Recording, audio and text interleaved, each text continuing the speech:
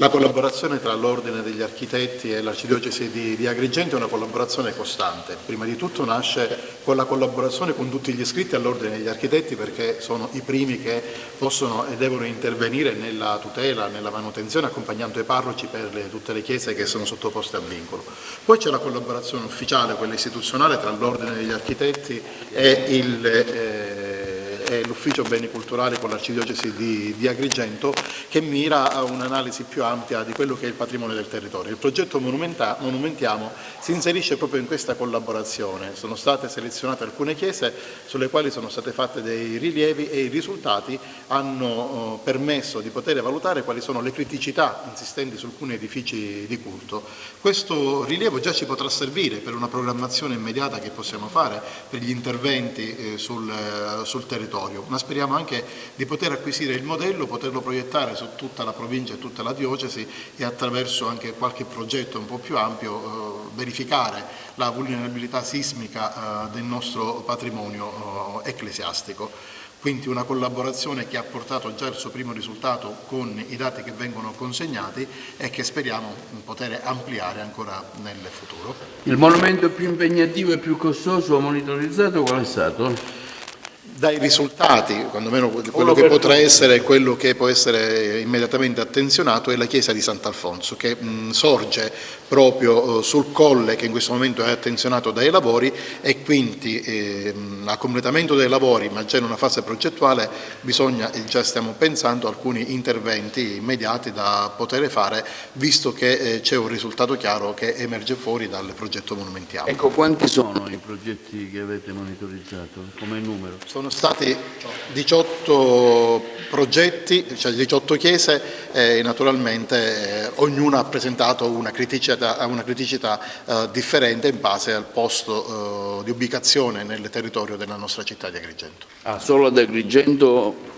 Sì, per ora solo ad Agrigento, speriamo di poter ampliare il progetto per la provincia e la diocesi naturalmente. Tanto siamo lieti di offrire ancora una volta il nostro contributo tecnico-scientifico alla collettività grazie a questo interessante progetto portato avanti per il grande rapporto di collaborazione tra il nostro ordine e l'Arcidiocesi, con l'obiettivo di creare una sorta di banca dati informatica sulle condizioni di vulnerabilità sismica dei beni culturali e ecclesiastici ricadenti sul territorio della città dei Templi.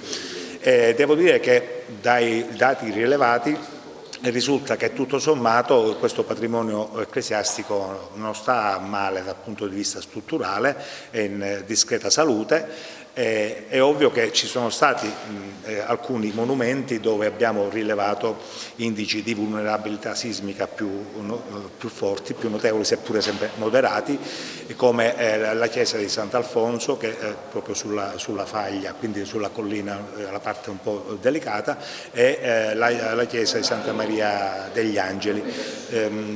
Devo dire che per queste chiese sono state anche suggerite nelle schede degli interventi di consolidamento di alcuni elementi strutturali.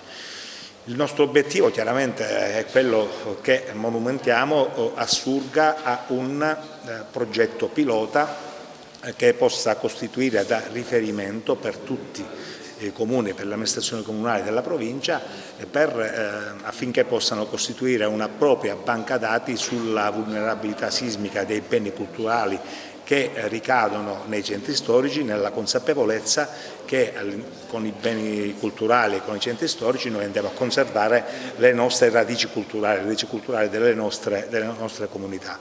Vorrei ringraziare l'Arcivescovo Monsignor Alessandro Damiano e Don Giuseppe Pontillo per la grande disponibilità e per la sensibilità mostrata sul tema, e così come vorrei ringraziare i volontari di Protezione Civile dell'Ordine che, ben coordinati dall'architetto Giuseppe Vita, hanno svolto un lavoro davvero lodevole. Una grande attenzione a questo territorio e a questo patrimonio. Due parole.